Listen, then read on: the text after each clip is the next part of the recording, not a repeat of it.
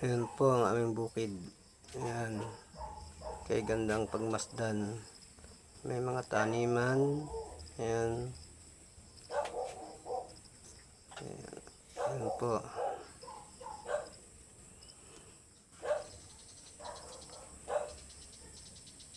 Kakalibang pagmasdan.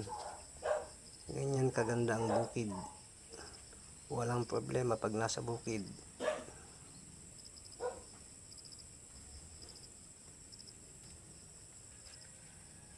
Malilibang ka sa pagtingin sa kapaligiran. Ayan. May mga tanim na may kawayan, may tanim na mga patola, may upo, kalabasa, okra, may talong, may paayap. Yan. May mga saging. Yan. Yan ang okrahan. Yan. Okra yan. Yan.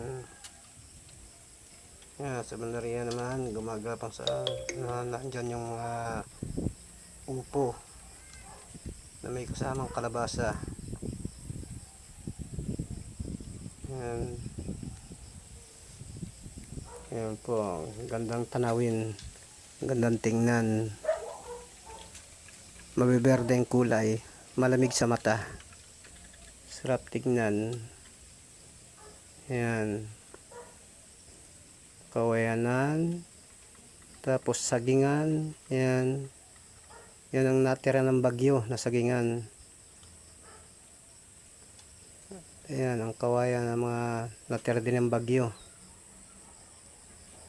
Buti nila nagtira pa ang bagyo. Ayan.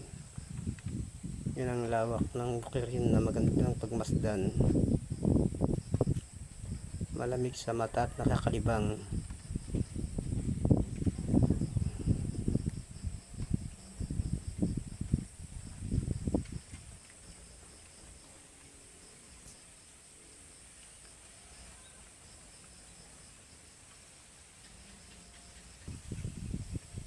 Ayan.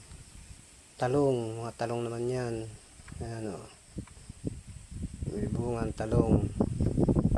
Ayan o. Tanim na talong yan.